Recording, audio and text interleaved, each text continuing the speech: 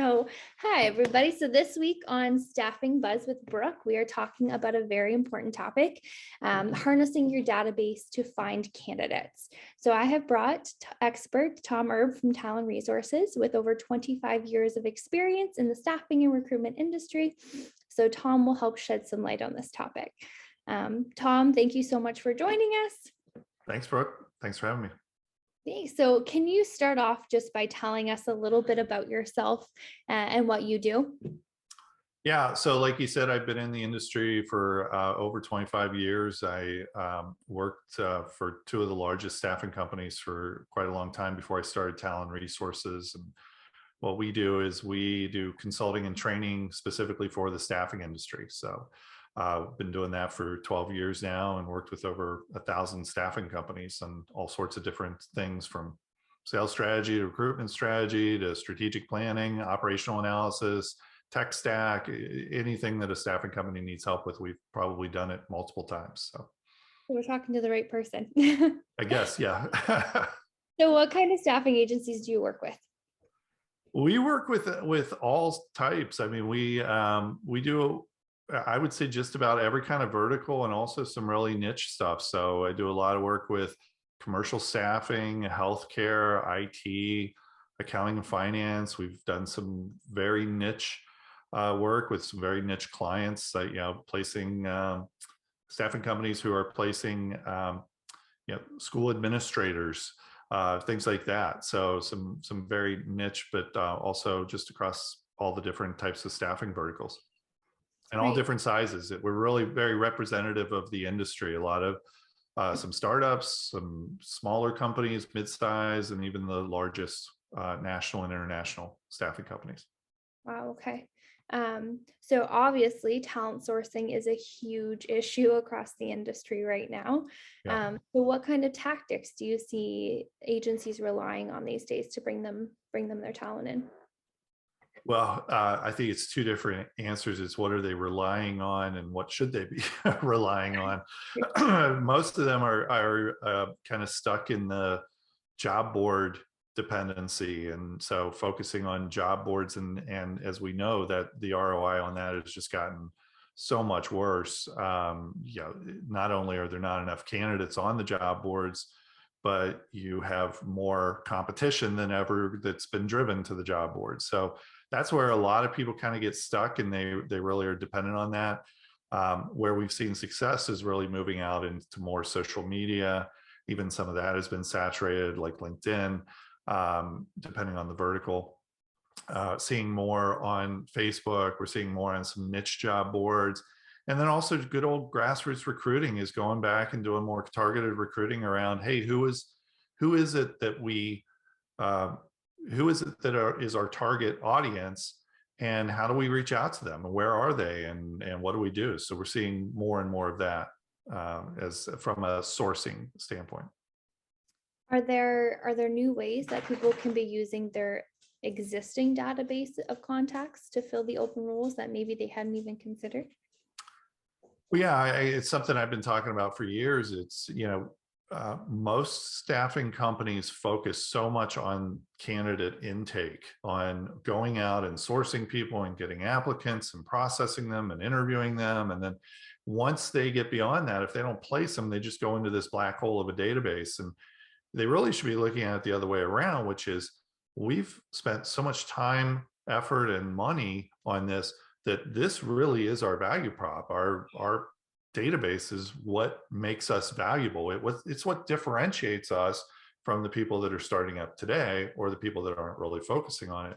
And so, that's the area that we need to focus on. Even if we said, okay, that database is just representative of what the US talent pool looks like, then we're looking at around 12 to 13% of that database should be actively looking for a job at any given time.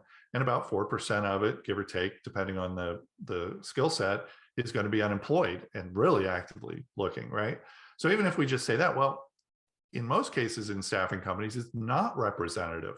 And because we actually get, in a lot of cases, a more transient or flexible workforce that comes. So that number should be even higher. So we really should be focusing a lot of effort on the database and understanding that people are in the database are going to be in different stages of their careers. Some of them are going to be active, some of them are not going to be active at all, and some of them are going to be in between.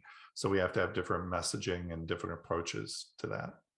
Absolutely. That was a big thing too. I remember back in my recruitment days that you've spent so much time and effort on these candidates. Like, it's an easier turnaround too. If you get a candidate that's already halfway through your process in the system, get them Right. to work that much quicker too. Right. Absolutely. What role can automation play here?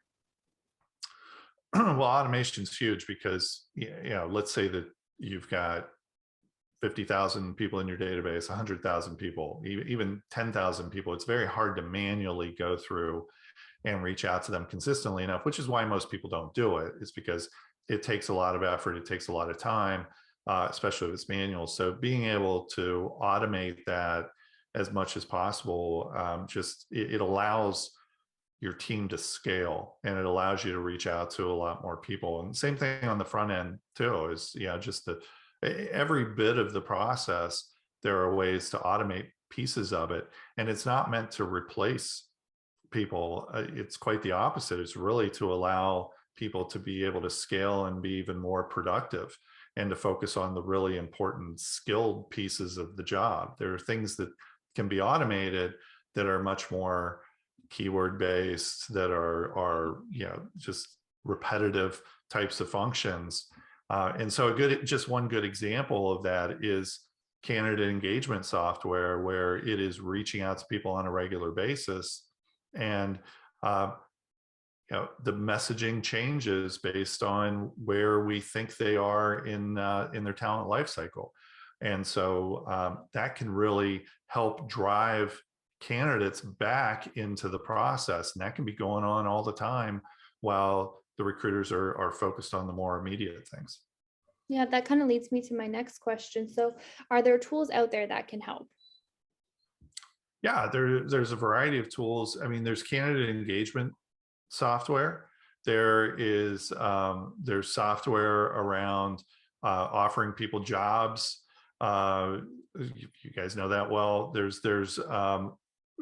software around being able to broadcast jobs out and be able to even determine where's the best place for those jobs to go, just based on who applies, and do those result in actual placements and those things. There's automation software throughout the whole process. There's chat bots. There's just a variety of different automation tools that can help with the whole recruiting and selection and retention process. So Yeah, exactly. And then, and what would you say the role of clean data is in all of this? well, it's junk in, junk out, right? So and we get that a lot, where we go, oh, I can't do anything with my database because the database is a mess. Well, whose fault is that, right? Who did that? So, and what are we going to do about it? And actually, automation can really help with that, because what we've seen is when we start to try and re-engage people, we find out the data isn't very good. And so we're going to be able to clean it up. And some automation tools actually can help with the cleanup of that. They can change statuses based on what comes back. There's different things that they can do. They can request somebody updates their information and then can populate that into the database. So clean data is extremely important. I mean, it's critical. It's worthless if you don't have clean data. So, but if you don't have clean data, the first thing you got to do is start to reach out and find out what you got, and then clean it up as you go along. The clean data in the first place is the best way to do it. The second best way to do it is go clean up the data, and that's what a lot of staffing companies have to do. Yeah, I agree completely. Data hygiene is it's so important, and it helps you in so many different ways that people you don't even realize until they have the clean data. Right. Well, and nowadays, when you have multiple systems that are dependent on that database, it's kind of a snowball effect. So if your database data isn't clean, well, then all of these other things like time saved, like candidate engagement software, like your broadcast job postings and your crawlers that can go out and do keyword searches and that stuff. All of that stuff's dependent on that data that's in there. And it's as simple as, if I don't have a good job posting, a good job requisition in the system, I can't do any of that stuff. I can't match candidates to it.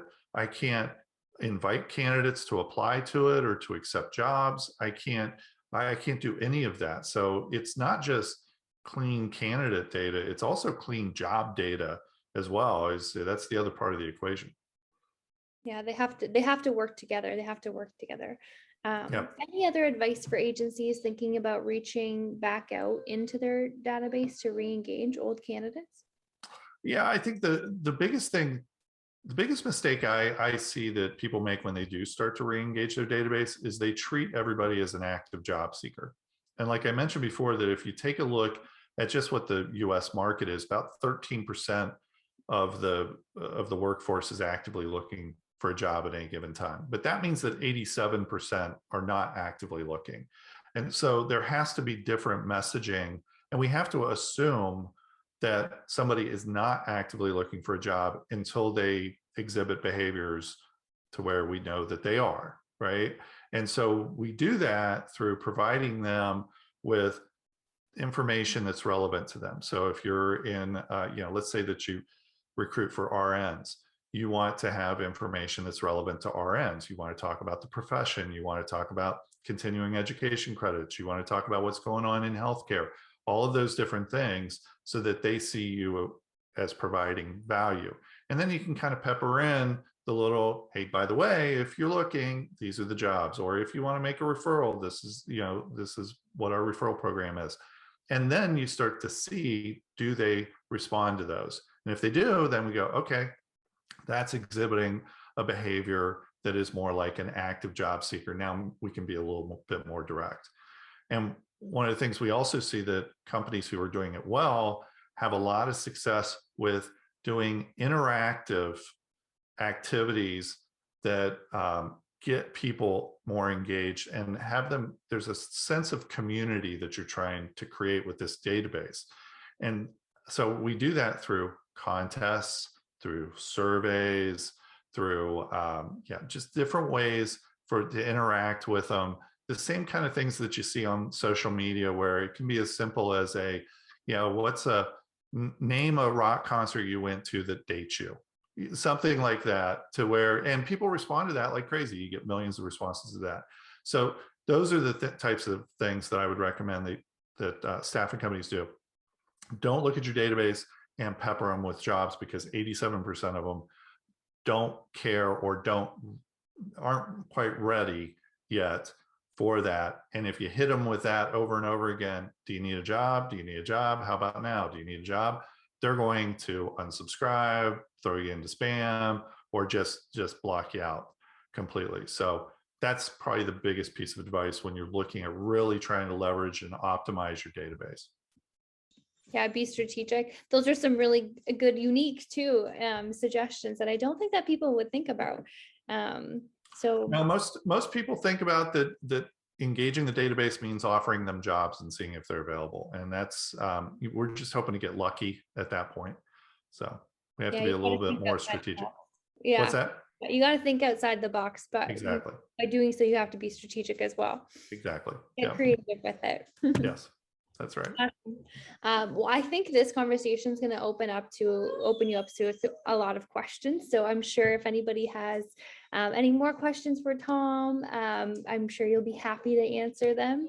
But absolutely. I really appreciate you taking the time to chat with me. It's always a pleasure speaking to you. And if anyone needs contact information, Tom, I'm sure they can reach out to you on LinkedIn, or they can reach out to me directly, and I would happily provide that for them. Absolutely. Yeah. Well, thanks for having me.